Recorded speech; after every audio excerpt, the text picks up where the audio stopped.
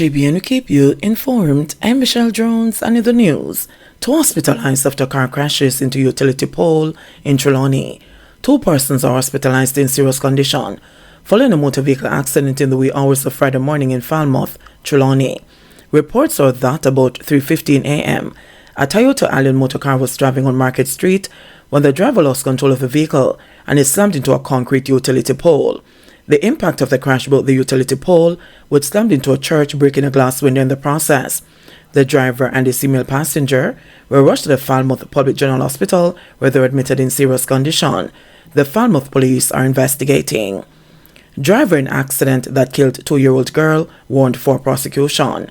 The Montego Bay Police in St. James have confirmed that the driver was involved in a motor vehicle accident, which claimed the life of a 2-year-old girl in Hendon, Norwood on Wednesday, has been warned for prosecution. The toddler has been identified as Tiana Walters, also of Hendon, Norwood. Reports from the police are that about 11:18 a.m., Walters allegedly ran from her father's parked motor car towards her mother, was across the street when she was hit by the oncoming vehicle. Reports from the police are that about 11:18 a.m., Walters allegedly ran from her father's parked motor car towards her mother, was across the street when she was hit by the oncoming vehicle. She sustained head and body injuries and was rushed to the Cornwall Regional Hospital, where she was pronounced dead. Gun seized in Bogill, St. James. The St. James police seized a 9mm pistol in Bogill, St. James on Thursday afternoon. It is reported that about 3 p.m., a team of officers attached to the Freeport police station carried out an operation in Bogill. During the operation, an open lot was searched and the pistol was discovered hidden in an old refrigerator. No one is arrested in connection with the seizure. Cyclist shot and killed in Anchovy identified. The St. James police have identified the man who was shot and killed in Anchovy, St. James on Thursday evening, as 42-year-old Valro Scott, otherwise called Eagle and Jenner, a construction worker of Anchovy Meadows. The Anchovy police say about 5:30 p.m., Scott was riding his bicycle along Cotton Tree Heights in Anchovy when he was ambushed and shot multiple times by armed men. The police were summoned, and upon their arrival, Scott was discovered with multiple gunshot wounds to his chest, head and feet. He was taken to the Cornwall Regional Hospital, where he was pronounced dead. Man arrested in Manchester on Tuesday linked to beryllium robbery.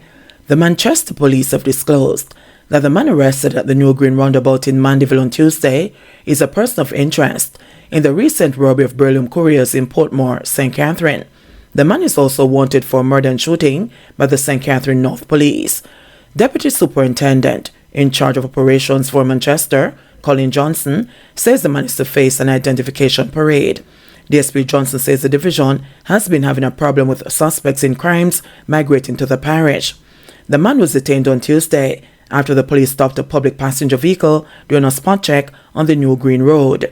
He was reportedly acting in a suspicious manner. He was questioned and subsequently arrested. Teen girl charged for larceny and other offences. The St. Catherine North Police arrested and charged a 15-year-old girl of Trial Heights, Spanish Town, St. Catherine, with housebreaking and larceny, receiving stolen property and unauthorized access to computer data on Thursday, April 13. Reports are that between Wednesday, November 2, 2022 and Sunday, March 26, 2023, the teenager along with another juvenile gained unauthorized access to a house in her community and stole a bank card. The card was then used to make online purchases amounting to 567,000 Jamaican dollars. She was brought to the station on Wednesday and was charged after a question and answer session in the presence of her parents. U.S. student accused of torturing ex-girlfriend remanded until May 3. Matthew Hyde, the 20-year-old student accused of torturing his ex-girlfriend in his dorm room at the University of the West Indies, Mona, has been further remanded until May 3. The court has noted that 2 updated medicals of the complainant are in hand, and the Crown will be preparing committal proceedings bundles for the next date, which will be served in court, Senior Parish Court Judge Paula Blake Powell said. Hyde is being represented by attorneys Peter Champagne KC and Samoy Campbell. Campbell has advised the court that there's a further medical evaluation that should be ready on May 3. Hyde allegedly held his 19-year-old ex-girlfriend captive for 3 days in his room and repeatedly beat and burned with a clothes iron all over her body after reportedly accusing her of infidelity. Hyde is charged with assault occasioning actual bodily harm, malicious communication, and false imprisonment. Convicted gangster Ted Prince gets 60 days of urinating in court. Convicted gang member Ted Prince has been sentenced to 60 days in prison for openly urinating in court during his trial. Chief Justice Brian Sykes, who imposed the punishment on Friday, ordered that it be served concurrent with a sentence Prince is now serving for illegal gun possession. He was convicted in 2018 for illegal possession of firearm, Sykes noted, citing police records. The sentence imposed for the gun conviction was not disclosed. Prince caused a stir in the Home Circuit Court last month when he jumped over a court bench and relieved himself in a corner of the courtroom in downtown Kingston. He was subsequently found guilty of criminal contempt of court. Sykes described Prince's conduct as inappropriate but conceded during today's sentencing hearing that it was not the most egregious seen in a courtroom. There has been worse conduct in the face of the court, the Chief Justice said. The 60-day sentence, Sykes said, is a signal to young others that matters like this are taken seriously and to deter others of a similar disposition. Prince was also convicted last month of murder and being part of a criminal organization at the end of the One Don Gang trial. He is awaiting sentencing for those convictions. $8 million heist in Mandeville. Less than an hour before Deputy Superintendent, DSP in charge of operations, Colin Johnson, addressed the Manchester Municipal Corporation meeting on Thursday, 4 gunmen struck at a remittance outlet close to the Mandeville town centre, making off with over $8 million in a brazen armed robbery.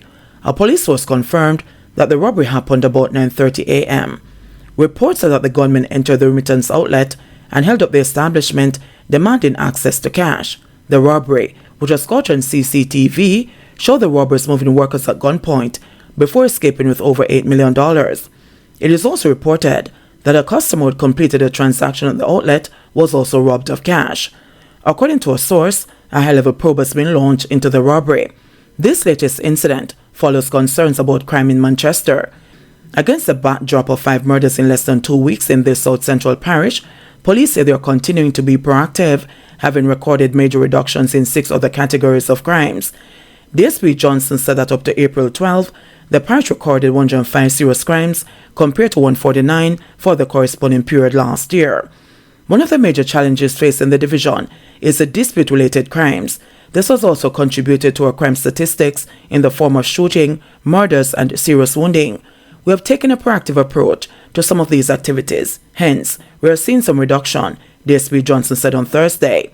17 murders have been recorded in the division when compared to 14 for the same period in 2022. This represents an increase of 3 or 21%. Within the last 10 days, we have recorded 5 murders. The issues that we are seeing in terms of the murders recorded, 6 of these murders are gang-related and 8 are interpersonal conflicts. There are 3 linked to domestic violence. We have seen reductions in shooting, rape, aggravated assault, robbery, break-ins, and larceny, added Johnson.